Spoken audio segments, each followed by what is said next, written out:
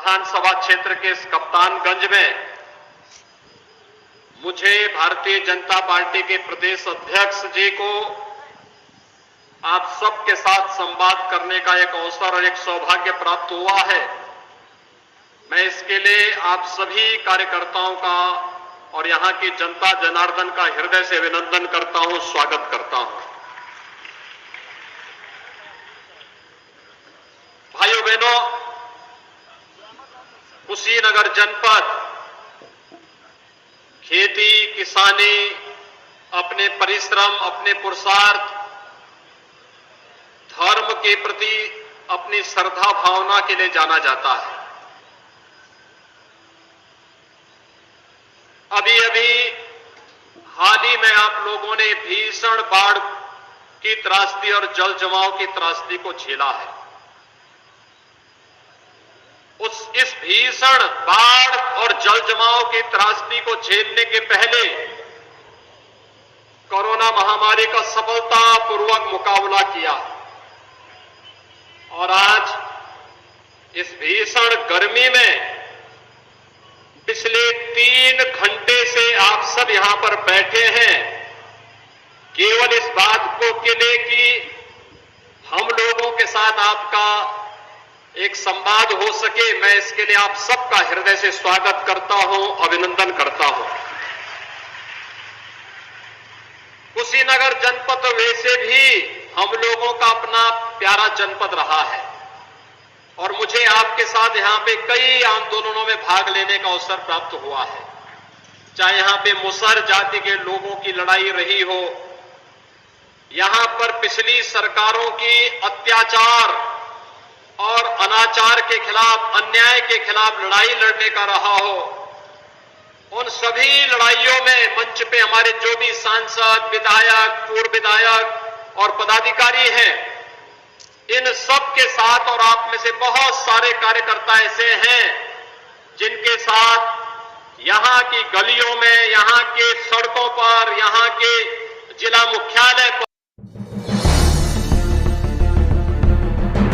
आंदोलन करने, संघर्ष करने का एक लंबा सिलसिला रहा है। इसलिए जब आप सबके इस पूरे क्षेत्र को मैं देखता हूं तो वास्तव में विकास किस रूप में होना चाहिए उसकी एक छोटी सी झलक आपके सामने प्रस्तुत करने के लिए आज मैं यहां पर आया हूं। और मुझे प्रसन्नता है कि आज कुशीनगर जनपद की 2 विधानसभा क्षेत्रों में मुझे जाने का अवसर प्राप्त होगा। एक रामकोला में और दूसरा तमकुही राज में। आज हम लोग लगभग 400 करोड़ से ज्यादा की योजनाओं का शिलान्यास और यहां पर लोकार्पण भी कर रहे हैं। लेकिन ये तो एक अभी कुशीनगर जनपद के लिए ट्रेलर है। अभी तो एक बहुत बड़ा कार्य यहां होना है। याद करिए, आपके जितने जनप्रतिनिधि चुने गए भाजपा से, इन लोगों ने लगातार मेहनत किया, राज्य सरकार और केंद्र सरकार में पहल की और अभी तो अगली विजिट में यहां मेडिकल कॉलेज का भी शिलान्यास करने के लिए मुझे आना है। कुशीनगर का अपना मेडिकल कॉलेज होगा। भगवान बुद्ध को समर्पित वह मेडिकल कॉलेज कुशीनगर की जनता को भेंट करने के लिए हम बहुत शीघ्र आने वाले हैं। और साथ साथ अब कुशीनगर के लोग, कभी तो बहुत कुछ लोग कहते थे, लेकिन अब तो हवाई जहाज भी कुशीनगर से उड़ेगी और हमारा प्रयास है कि पहली फ्लाइट इंटरनेशनल फ्लाइट हो, अंतर्राष्ट्रीय हवाई सेवा के साथ कुशीनगर सीधे जुड़े। क्योंकि भगवान बुद्ध ने कुशीनगर को दुनिया के सामने प्रस्तुत किया। आज आप चले जाइए श्रीलंका में, थाईलैंड में, लाओस में, दुनिया जापान में, दुनिया के 13 बड़े बड़े शक्तिशाली देश हैं, बौद्ध देश, बुद्ध वहां पहुंचे हैं, भगवान बुद्ध वहां भारत की शिक्षा को, भारत की संस्कृति को लेकर पहुंचे हैं। और इसीलिए अभी उस एयरपोर्ट का भव्य उद्घाटन होना है, वह भी बहुत शीघ्र आपके सामने आएगा। इसलिए पहले मैंने कहा देखता हूं जनता में उत्साह है कि नहीं है, लेकिन आपने हमारे मिथक को तोड़ करके भीषण गर्मी में, बाढ़ के बावजूद, कोरोना के बावजूद आपने रिकॉर्ड तोड़ भीड़ यहां पर लाई है। मैं आप सबका अभिनंदन करता हूं, स्वागत करता हूं।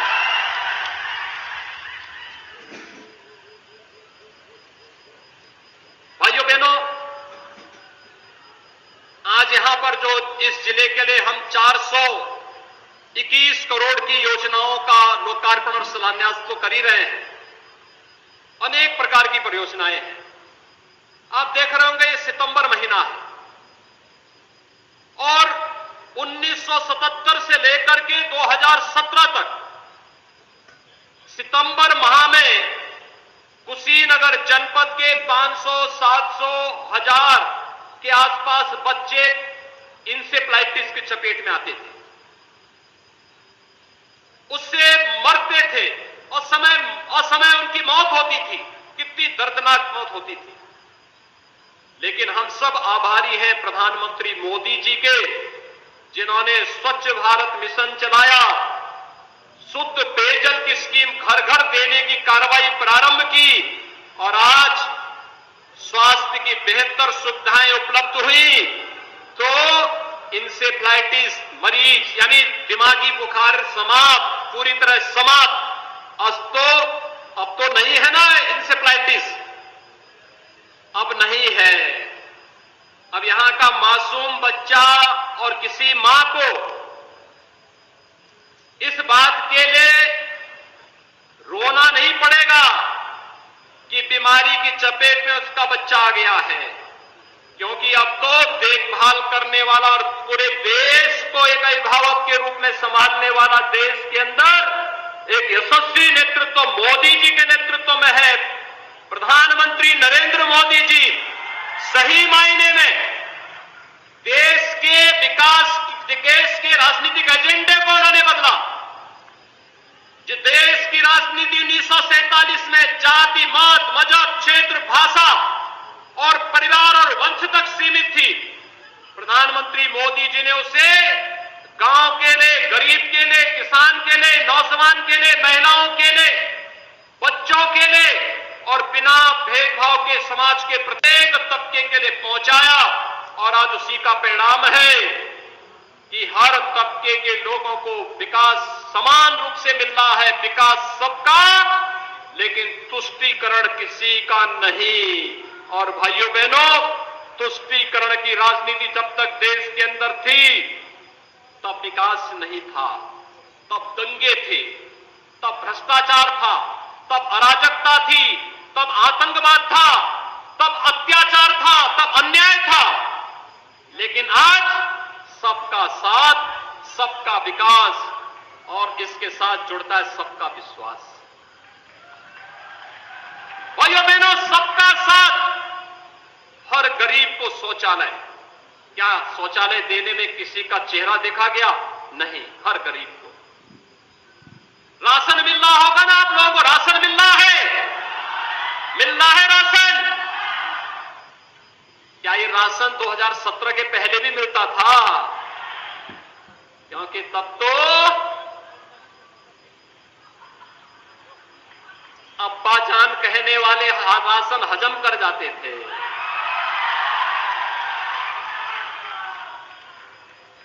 तब कुशीनगर का राशन नेपाल पहुंच जाता था, बांग्लादेश पहुंच जाता था। और आज कोई इन गरीबों का राशन निकलेगा तो राशन तो नहीं निकल पाएगा, लेकिन जेल जरूर चला जाएगा। और भाइयों बहनों, यही संकल्प लेकर के हम लोग चले। पहले इन गरीबों की नौकरी पर अब्बाजान कहने वाले डकैती डाल देते थे, पूरा परिवार झोला लेके निकल पड़ता था और झोला लेकर के वसूली में लगता था। लेखपाल की नौकरी निकली तो एक परिवार के लोग, एक खानदान निकल पड़ता था वसूली करने के लिए, 7 लाख, 8 लाख, 10 लाख रुपया दो, और फिर किसी भी योग्य व्यक्ति का सिलेक्शन नहीं होता था। अध्यापक की नौकरी लगती थी, पैसा भी जाता था, नौकरी भी नहीं लगती थी। पुलिस की भर्ती निकलती थी, पैसा भी चला जाता था और नौकरी भी नहीं निकलती थी। भाइयों बहनों, पिछले 4.5 वर्ष के दौरान 4.5 लाख नौजवानों को नौकरी दी है, 4.5 लाख नौजवानों को। ये महिला आरक्षी जितनी खड़ी है सब इसी दौरान भर्ती हुई है। किसी ने सिफारिश की है और किसी ने न पैसा दिया है। हाँ, अब्बा जान कहने वाले बहुत सारे मंजनों को खूब सबक जरूर सिखा देती है। और इसीलिए मैं आप सबसे कहने के लिए आया हूं, जब बिना भेदभाव के सरकार कार्य करती है तो भाइयों बहनों, विकास सबका होता है, विश्वास सबका जुड़ता है। मैं एक दिन बात कर रहा था, 5,51,000 आवास हमने एक साथ दिए। गृह प्रवेश की कार्रवाई थी। कुशीनगर की एक मुसहर महिला से मैं बात कर रहा था। मैंने कहा आपको मकान मिल गया? उसने कहा बाबा मिल गया। मैंने कहा आप मुझे कैसे पहचानती है? कहा बाबा आप 16 में हमारे यहां आए थे। मैंने कहा कैसे? कहा हमारे गांव, हमारे मोहल्ले में, हमारी बस्ती में भूख से मौत हुई थी। भाइयों बहनों, पिछले 4-4.5 वर्ष के अंदर कुशीनगर क्या पूरे प्रदेश में भूख से एक भी मौत नहीं हुई है। पहले भूख से मौतें होती थी क्योंकि गरीब का अन्न ये लोग खा जाते थे, सपा बसपा के लोग खा जाते थे, ये हजम कर जाते थे। लेकिन आज गरीब को अन्न मिल रहा है, फ्री में राशन मिल रहा है, निराश्रित महिलाओं को पेंशन मिल रही है, दिव्यांगजनों को पेंशन मिल रही है, हर गरीब को सुविधाएं मिल रही हैं। पहले बिजली नहीं मिलती थी, आज तो अगर आंधी तूफान ज्यादा बारिश हुई तो उस दिन भले ही छोड़ दिया जाए, बाकी 16 से लेकर के 24 घंटे बिजली हर जनपद के हर गांव में उपलब्ध करवाने की कार्रवाई हो रही है। भाइयों बहनों, क्योंकि विकास पर सबका समान अधिकार है। जितना विकास पर मेरा अधिकार है, जितना अधिकार विजय दुबे का है, जितना अधिकार अतुल सिंह का है और जितना अधिकार जटाशंकर त्रिपाठी का है, उतना ही अधिकार आपका भी उस विकास पर है। और यही कहने के लिए आज भारतीय जनता पार्टी आपके पास है। मोदी जी ने यही विजन दिया। कुशीनगर किसान बाहुल्य क्षेत्र है, किसानी यहां का किसान मेहनती है, परिश्रमी है। गन्ने की खेती के माध्यम से उसने देश और दुनिया के सामने एक नई मिसाल प्रस्तुत की। केले की खेती, सब्जी की खेती कैसे होनी है, यहां का किसान नई तकनीक के साथ जोड़ करके समृद्धि का मार्ग प्रशस्त करता है। और भाइयों बहनों, ये किसान, क्या इन किसानों को पहले किसान सम्मान निधि का लाभ मिलता था? क्या 2018 के पहले मिलता था? प्रधानमंत्री मोदी जी ने 18 से प्रधानमंत्री किसान सम्मान निधि का लाभ भी किसानों को देना प्रारंभ किया है। आज हर किसान के खाते में साल में 6,000 रुपए आ रहे हैं। किसान अपनी सामान्य आवश्यकताओं की पूर्ति करता है। किसान आज कहीं हाथ फैलाने के लिए मजबूर नहीं है। 2017 के पहले भाइयों बहनों सरकारें थी, गेहूं क्रय नहीं होता था, धान क्रय नहीं होता था। आज किसानों का धान और गेहूं क्रय हो रहा है और पैसा उसके खाते में जाता है। गरीबों का मकान बिना भेदभाव के बन रहा है। बिजली के लिए आपको सांसद विधायक का घेराव करने की नौबत नहीं आती है। और कानून व्यवस्था मजबूत, इतनी मजबूत, पहले जंगल पार्टी पे नियंत्रण नहीं, क्योंकि जंगल पार्टी के लोग ही तो इस सपा बसपा में भर करके वे लोग यही तो डकैती डालने का काम करते थे। लेकिन आज जंगल पार्टी गायब, अपराधी गायब, दंगाई गायब। और नहीं तो हर बार हम देखते थे पडरौना में जब भी जन्माष्टमी का टोल निकलता था, दंगा बड़ा हो जाता था। आज तो दंगा नहीं हो रहा है ना। आज दंगा हो रहा है क्या? क्या कोई दंगा कर पाएगा? दंगाइयों को मालूम है ना कि क्या होगा इसके बाद। पूरा घर बार बिक जाएगा फिर। और इसीलिए आज दंगा कोई नहीं कर सकता, क्योंकि उसे मालूम है दंगा करके संपत्ति को नुकसान पहुंचाएगा, किसी व्यापारी की संपत्ति को, किसी गरीब की, किसी किसान की, किसी नागरिक की संपत्ति को नुकसान पहुंचाएगा, तो फिर 7 पीढ़ी उसको भरते भरते लग जाएगी, लेकिन फिर कभी भरपाई नहीं कर पाएगा। इसलिए दंगा भी अब समाप्त हो गया है। हर व्यक्ति अब काम धंधा ढूंढ रहा है। और कोरोना के दौरान आपने देखा होगा, दिल्ली में उन्हें संभले नहीं संभलता है, महाराष्ट्र में कोरोना संभले नहीं संभल रहा है, केरल में आप देख रहे होंगे संभले नहीं संभल पा रहा। आप समाचार सुनते होंगे कोरोना के कितने मरीज। उत्तर प्रदेश की आबादी 24 करोड़, और 24 करोड़ की आबादी में उत्तर प्रदेश में कोरोना, आज कुल उत्तर प्रदेश के अंदर 14 मामले आए, कुल 14 मामले। कोरोना गायब, एकदम कंट्रोल में। कोरोना के भूत को हमने बोतल में बंद करके रख दिया है। लेकिन केरल में संभले नहीं संभल पा रहा है। केरल की आबादी उत्तर प्रदेश की आबादी की 8वां हिस्सा है। दिल्ली की आबादी उत्तर प्रदेश की आबादी का 12वां हिस्सा है। महाराष्ट्र की आबादी उत्तर प्रदेश की आधी है। लेकिन कोरोना नहीं संभल रहा है, क्योंकि जनता के प्रति नियत साफ नहीं है। अगर जनता को जनार्दन मान करके इन लोगों ने सेवा की होती, तो भाइयों बहनों कभी नहीं इस प्रकार की अनियंत्रित स्थिति होती। मोदी जी की बात को पहले दिन मान करके उसको लागू किए होते, राजनीति नहीं की होती, ऐसा नहीं होता। और मेरा आप सबसे अनुरोध है, कोरोना को नियंत्रण करने के लिए आप सबने सरकार का, मोदी जी का और मेरा पूरा समर्थन किया, सहयोग किया। लेकिन अभी सावधानी बरतनी है। हमें कोरोना का टीका लगाना है। हर व्यक्ति कोरोना का टीका लगाएगा। सबको टीका, फ्री में टीका। और कुशीनगर तो इतना ज्यादा, अब तक मुझे बताया गया लगभग 8 लाख लोगों ने कुशीनगर के अंदर टीका लगा दिया है। एकदम 8 लाख लोगों ने। और सबको मोदी जी फ्री में टीका दे रहे हैं। विदेशों में इस टीके का दाम 3,000 से लेके 5,000 रुपया है, और यहां मोदी जी फ्री में टीका दे रहे हैं। फ्री में टीका, सबको टीका, निःशुल्क टीका। और इसीलिए हमने कहा कि आभार मोदी जी कि आप हमारी जनता को फ्री में टीका दे रहे हैं।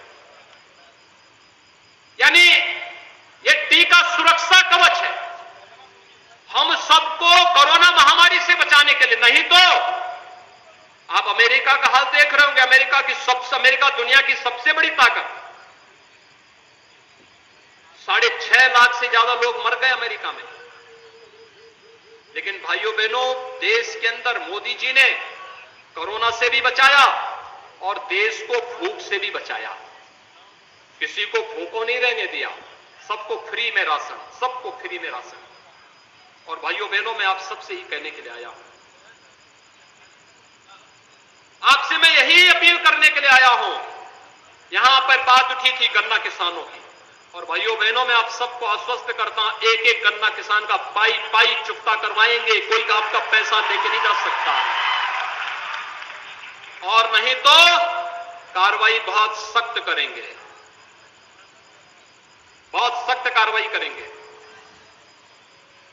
कोरोना महामारी थी, चीनी एक्सपोर्ट नहीं हो पाई, जो चीनी विदेशों में जानी थी नहीं हो पाई, नहीं जा पाई।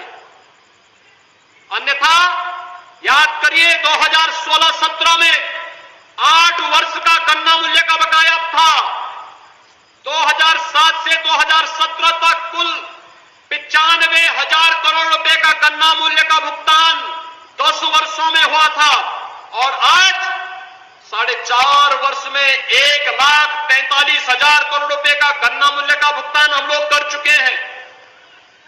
जो गन्ना मूल्य 8,000 करोड़ रुपए से कम का बकाया रह गया है, इसको भी नया सीजन आने के पहले हम भुगतान करने के लिए सभी चीनी मिलों को अंतिम अल्टीमेटम दे चुके हैं कि भाई गन्ना मूल्य का भुगतान करो, और नहीं किए तो फिर कार्रवाई को झेलने के लिए तैयार रहो। और भाइयों बहनों, ये कोरोना ने अर्थव्यवस्था को प्रभावित किया, राजस्व कम हुआ है। अन्यथा हम तो चाहते थे कुशीनगर और देवरिया में एक नई चीनी मिल आनी चाहिए। हमने यहां के लोगों के लिए पिपराइच में तो एक बड़ी चीनी मिल फिलहाल दी है, लेकिन कुशीनगर और देवरिया तो पूर्वी उत्तर प्रदेश में चीनी का कटोरा कहा जाता था, और हमारी इच्छा थी ये चीजें हो। राजस्व में काफी हम लोगों को उस समय नुकसान उठाना पड़ा, क्योंकि लॉकडाउन, मार्केट बंद, आवागमन बंद, सब कुछ बंद, आय नहीं, लेकिन जनता की सेवा, फ्री में उपचार देना है, फ्री में राशन देना है, फ्री में भोजन देना है, फ्री में सारी कुछ सब कुछ देना है। ये सब कुछ करने के लिए पैसे की आवश्यकता, जो जमा पूंजी थी वो जनता जनार्दन के लिए समर्पित कर दी गई, और जनता जनार्दन के लिए समर्पित कर दी गई तो जो विकास के पैसे को रुकना भी नहीं था। सड़क बन रही है, पुल बन रहे हैं, हॉस्पिटल बन रहे हैं, एयरपोर्ट बन रहे हैं, हाईवे बन रहे हैं, पंचायत भवन बन रहे हैं, पेयजल की स्कीम बन रही है। जनता की सामान्य आवश्यकताएं किसी को रुकने नहीं दिया। लेकिन हां, 1 साल 2 साल के लिए चीनी मिलें जो बराबर लगती, पिपराइच में चीनी मिल लगी, मुंडेरवा में लगी, रमाला में लगी, मोदीनपुर में लगी, ऐसे हम चाहते थे कुशीनगर और देवरिया में भी चीनी मिल लगे। लेकिन भाइयों बहनों, सरकार बनाने के लिए फिर से हम सबको अंगड़ाई लेनी पड़ेगी। भारतीय जनता पार्टी और मोदी जी के मार्गदर्शन और नेतृत्व में एक बार फिर से भारतीय जनता पार्टी की सरकार के लिए कमर कसिए, और फिर से हम लोग नई चीनी मिल लगाने की कार्रवाई को आगे बढ़ाने का कार्य करेंगे। आपको चिंता नहीं करनी है। मैं तो आपसे आज केवल 6 महीने का समय मांगने आया हूं, और इसीलिए मैंने रामकोला से शुरुआत की है। रामकोला से, क्योंकि आप जानते हैं प्रभु राम के जन्मभूमि के मंदिर निर्माण का कार्य भी जब बीजेपी की सरकार प्रदेश और केंद्र में मोदी जी प्रधानमंत्री बने तभी ये कार्य संभव हो पा रहा है। आप खुश हैं अयोध्या में राम मंदिर बनने से? क्या खुश हैं? आप सब लोग हाथ खड़ा करके थोड़ा मुझे बताइए, क्या अयोध्या में राम मंदिर से खुश हैं ना सभी लोग? क्या सपा के समय मंदिर बन जाता?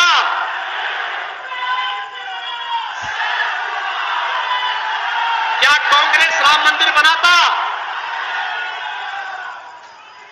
क्या बहुजन समाजवादी पार्टी मंदिर बनाती? देखिए, अब तो लोग बोलने लग गए हैं,